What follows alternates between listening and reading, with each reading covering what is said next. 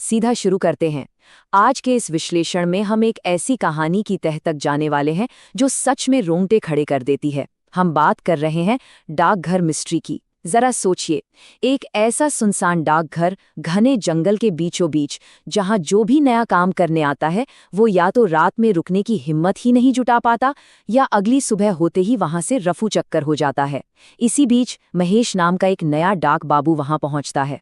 उसे अपनी नई नौकरी का काफी उत्साह है, पर उसे बिल्कुल अंदाजा नहीं है कि ये जगह अपने अंदर कितने भयानक राज समेटे हुए हैं। तो चलिए इस पूरी मिस्ट्री को डिकोड करते हैं और समझते हैं कि इस खौफनाक जंगल के पीछे की असली सच्चाई क्या है।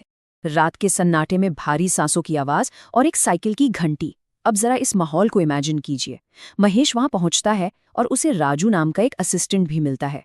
पर अजीब बात यह है कि सूरज ढलते ही राजू वहां रुकने से साफ मना कर देता है और लिटरली डर के मारे वहां से भाग जाता है।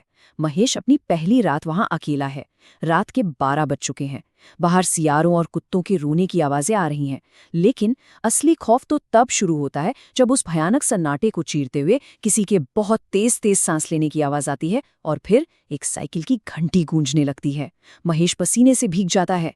ये साफ था कि ये कोई आम रात नहीं थी, किसी बहुत बड़े खतरे की दस्तक थी। अगली सुबह जब महेश चाय की टपरी पर जाता है तो वहां गांव वालों का रिएक्शन मतलब पूरी तरह से चौंका देने वाला होता है। वो लोग महेश को ऐसे घूर रहे होते हैं जैसे उसने कोई भूत देख लिया हो। चाय वाले का तो डर के मारे चेहरा ही पीला पड़ गया था। और यहीं से हमारे सामने सबसे बड़ा सवाल आता है, आखिर इस डाकघर में कोई भी डाक बाबू एक रात से ज्यादा क्यों नहीं टिक पाता? गांव वाले ऐसा क्या जानते हैं जो वो महेश से छुपा रहे हैं? ये दहशत, यकीन मानिए, सिर्फ कोई अफवाह नहीं है। इसके पीछे एक बहुत ही गहरा और खौफनाक सच है जिसे बोलने से वहां का बच्चा बच्चा कांपता है।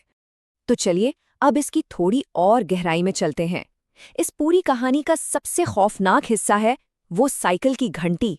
आमतौर पर साइकिल की घंटी की आवाज कितनी साधारण सी लगती है ना?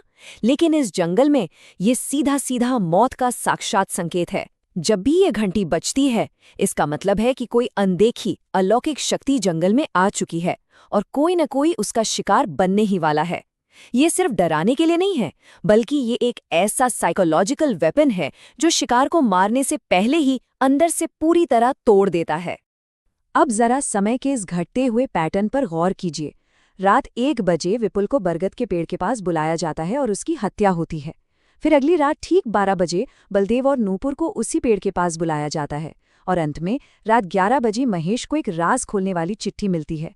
ये कोई रैंडम भूतिया घटना नहीं है, ये बहुत ही सोची समझी और प्लानिंग के साथ की गई हत्याओं की एक सीरीज है।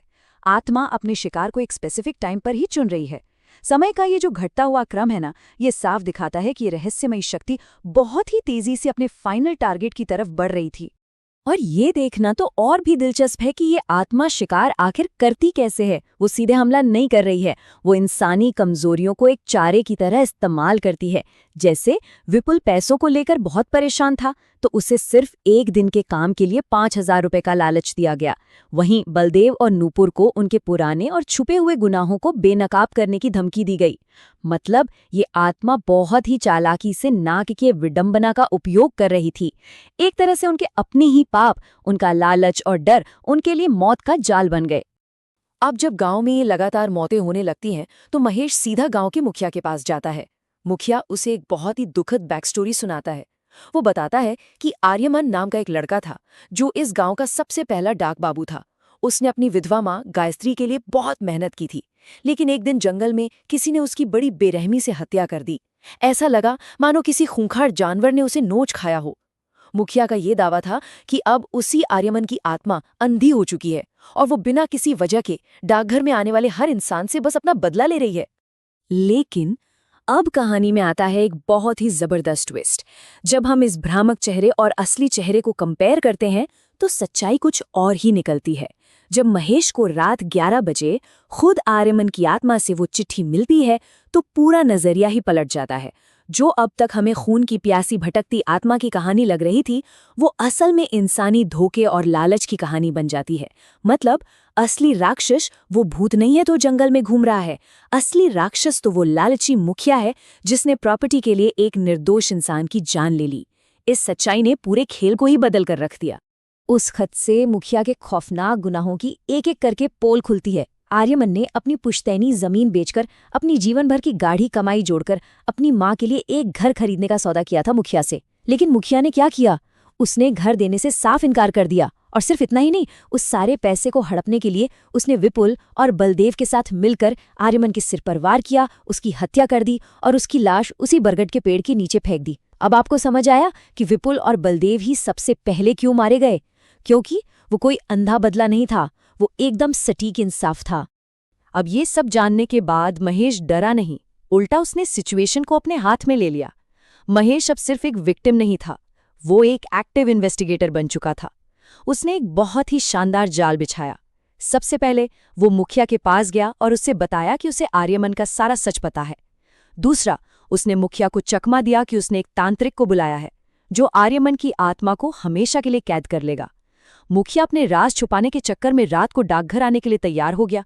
और तीसरा, सबसे मास्टर स्ट्रोक, महेश ने वहां पहले से ही पुलिस कोतवाल को छिपा के रखा था ताकि मुखिया जो भी कबूल करे वो सब रिकॉर्ड हो जाए।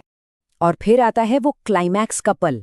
रात के अंधेरे में मुखिया डाकघर पहुंचता है। उसे लग रहा है कि तांत्रिक आने वाला है, लेकिन तभी वही खौफनाक साइकिल की घंटी फिर से बजती है। आर्यमन की आत्मा साक्षात उसके सामने खड़ी हो जाती है। मुखिया के डर के मारे हालत इतनी खराब हो जाती है कि वो उसी घबराहट में चीख चीख कर अपने सारे गुनाह कबूल कर लेता है। छुपा हुआ कोतवाल सब कुछ सुन लेता है, लेकिन इससे पहले कि कानून अपना काम करता, अलौकिक न्याय हो जाता है। आर्यमन की आत्मा मुखिया को हवा में बहुत ऊपर उठाती है और वहां से नीचे गिरा देती है। और इस तरह मुखिया का वही अंजाम होता है जिसका वो हकदार था। फाइनली इस कहानी का एक बहुत ही भावुक और सुकून देने वाला अंत होता है। मुखिया का असली चेहरा पूरे गांव के सामने आ चुका है। महेश के बयानों और पुलिस की मदद से आर्यमन की बुजुर्ग माँ गायत्री को आखिरकार वो बड़ा सा घर मिल जाता है जिसे खरीदने के लिए उनके बेटे ने अपनी जान तक दे दी थी। सच कहूँ तो ये सिर्फ एक घर नहीं था, ये एक बेटे का अपनी माँ के लिए प्यार और उसका पूरा हुआ सपना था। और ये चीज साबित करती है कि जब आप हिम्मत करके सच्चाई का डटकर सामना करते हैं तभी असली न्याय मिल पाता है। और ये बात बहुत ही शानदार तरीके से इस चीज को इलिस्ट्रेट करती है कि कैसे पूरी कहानी का नैरेटिव भी बदल गया। जो साइकिल की घंटी शुरू में मौत, खौफ और दहशत का प्रतीक थी, वो अब पूरी तरह से बदल चुकी है। अब जब रात में महेश को वो साइकिल की घंटी सुनाई देती है ना, तो वो डरता नहीं है, क्योंकि अब वो घंटी किसी खतरे की आहट नहीं है, बल्कि एक आत्मा का शांतिपूर्ण धन्यवाद है।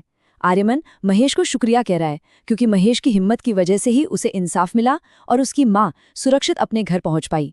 तो इस पूरे विश्लेषण के बाद हमारे सामने एक बहुत ही गहरा सवाल खड़ा होता है, जिस पर हम सबको सोचना चाहिए। क्या असली खौफ सच में उन अलौकिक सायों और भूतों में है जो अंधेरे में छुपकर हमें डराते हैं, या फिर असली हॉरर इंसान के अंदर छुपे लालच और उसके भयानक परिणामों में है? आर्यमन का भूत डरावना जरूर था, लेकिन सच मानिए मुखिया का लालच उस भूत से कहीं ज्यादा भयानक था। इंसानी लालच ही वो असली राक्षस है जो शायद किसी भी भटकती आत्मा से ज्यादा खतरनाक होता है। इसी विचार के साथ हम आज का ये विश्लेषण यहीं समाप्त करते हैं। सोचने के लिए मजबूर कर देने वाली कहानी है ये, है ना?